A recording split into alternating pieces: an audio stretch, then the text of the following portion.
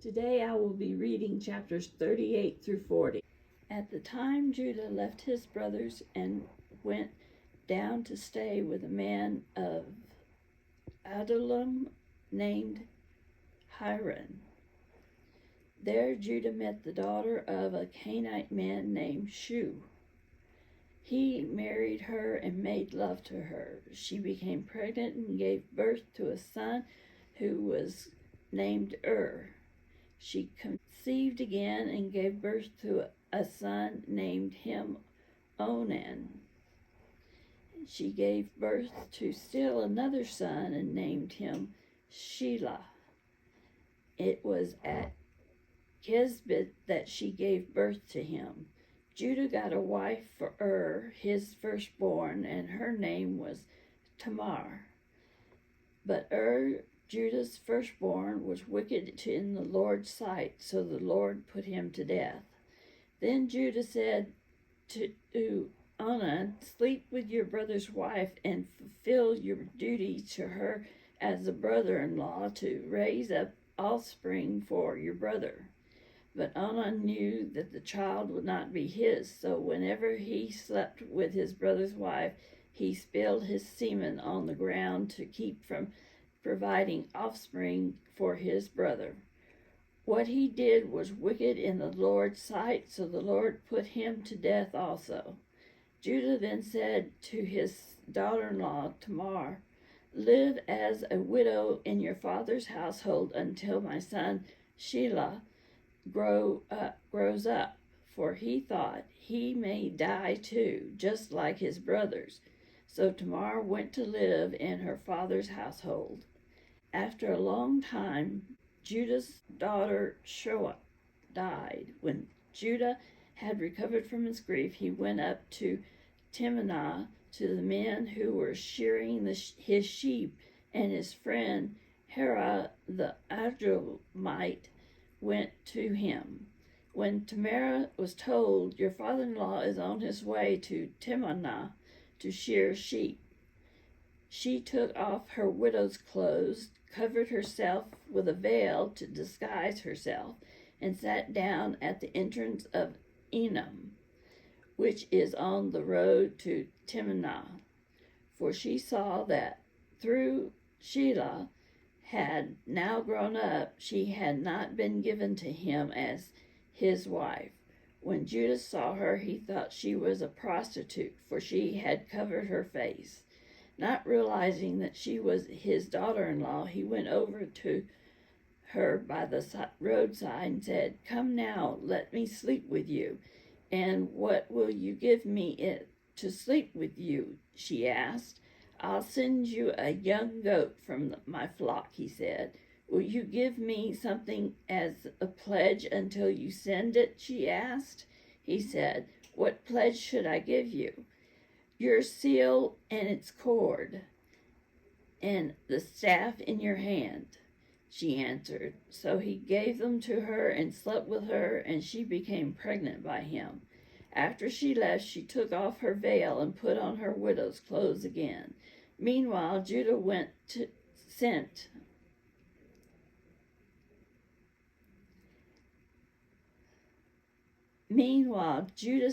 the young goat by his friend the Adullamite in order to get his pledge back from the woman, but he did not find her. He asked the men who lived there, "Where is the shrine prostitute who was beside the road at Enam?" "There hasn't been any shrine prostitute here," they said. So he went back to Judah and said, I didn't find her. Besides, the men who lived there said, "There hasn't been any shrine prostitute here." Then Judah said, "Let her keep what she has, or we will become a laughingstock. After all, I did send her this young goat, but you didn't find her."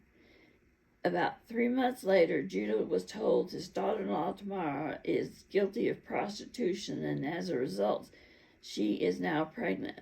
Judah said, "Bring her out and have her burned to death." As she was being brought out, she sent a message to her father-in-law, I am pregnant by the man who owns these, she said, and she added, see if you recognize whose seal and cord and staff these are. Judah recognized them and said, she is more righteous than I, since I wouldn't give her to my son Shelah, and he did not sleep with her again. When the time came for her to give birth, there were two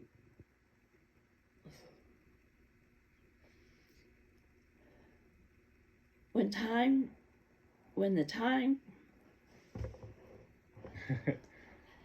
I need to get some water, do you mind? Oh, sure, I can get it for you if you want. Oh, thank you. Oh.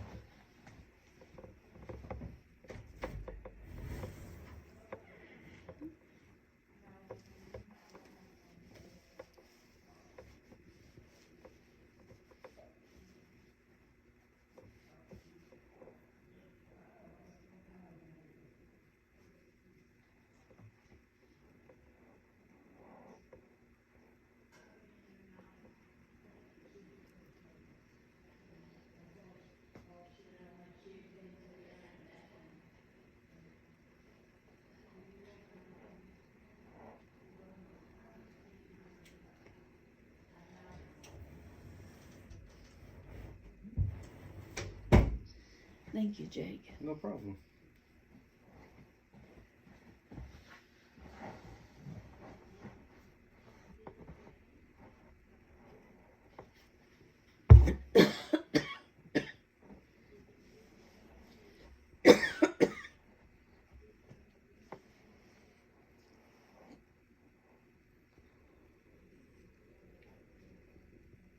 When the time came for her to give birth, there were twin boys in her womb. As she was giving birth, one of them put out his hand, so the midwife took a scarlet thread and tied it on his wrist and said, this one came out first. But when he drew back his hand, his brother came out, and she said, so this is how you have broken out. And he was named Perez. Then his brother, who had the scarlet thread on his wrist, came out, and he was named Zara. 39. Now Joseph had been taken down to Egypt. Potiphar, an Egyptian who was one of Pharaoh's officials, the captain of the guard, brought him from the Ishmaelites who had taken him there. The Lord was with Joseph, so that he prospered, and he lived in a house of his Egyptian master. When his master saw that the Lord was with him, and that the Lord gave him success in everything he did, Joseph found favor in his eyes and became his attendant. Potiphar put him in charge of his household, and he entrusted to his care everything he owned. From the time he put him in charge of his household and of all that he owned, the Lord blessed the household of the Egyptians because of Joseph. The blessing of the Lord was on everything Potiphar had, both in the house and in the fields. So Potiphar left everything he had in Joseph's care with Joseph in charge. He did not concern himself with anything except the food that he ate. Now Joseph was well built and handsome. And after a while his master's wife took notice of Joseph and said, come to bed with me. But she refused. With me in charge, he said, my master does not concern himself with anything in the house. Everything he owns he has entrusted to my care. No one is greater in this house than I am. My master has withheld nothing from me except you, because you are his wife.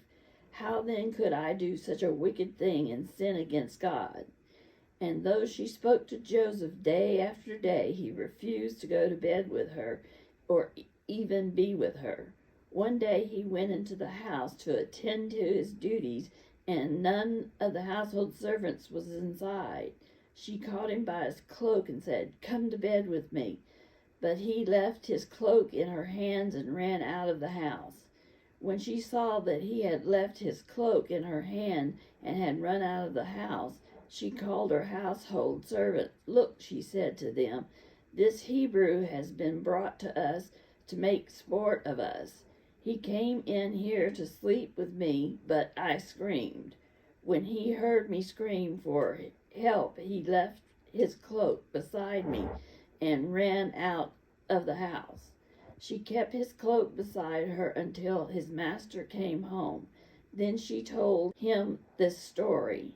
"That Hebrew slave you brought us came to me to make sport with me, but as soon as I screamed for help, he left his cloak beside me and ran out of the house." When the master heard the story, his wife told him, saying, "This is how your slave treated me." He burned with anger. Joseph's master took him and put him in prison at the place where the king's prisoners were confined. But while Joseph was there in the prison, the Lord was with him. He showed him kindness and granted him favor in the eyes of the prison warden, so that the warden put Joseph in charge of all those held in prison, and he was made responsible for all that was done there. The warden paid no attention to anything under Joseph's care, because the Lord was with Joseph and gave him success in whatever he did. 40. Sometime later, the cupbearer and the baker of the king of Egypt offended their master, the king of Egypt. Pharaoh was angry with his two officials, the chief cupbearer and the chief baker, and put them in custody in the house of the captain of the guard, in that same prison where Joseph was confined. The captain of the guard assigned them to Joseph, and he attended them after they had been in custody for some time. Each of the two men, the cupbearer and the baker of the king of Egypt, who were being held in prison, had a dream the same night, and each dream had a meaning of its own. When Joseph came to them next morning, he saw they were dejected. So he asked the Pharaoh's officials who were in custody with him in his master's house, "Why do you look so sad today?" "We both had dreams," they answered, "but there is no one to interpret them." Then Joseph said to them, "Do not interpretations belong to God? Tell me your dreams." So the chief cupbearer told Joseph his dream. He said to him, "In my dream I saw a vine in front of me, and on the vine were 3 branches. As soon as it budded, it blossomed, and in its cluster ripened into grapes.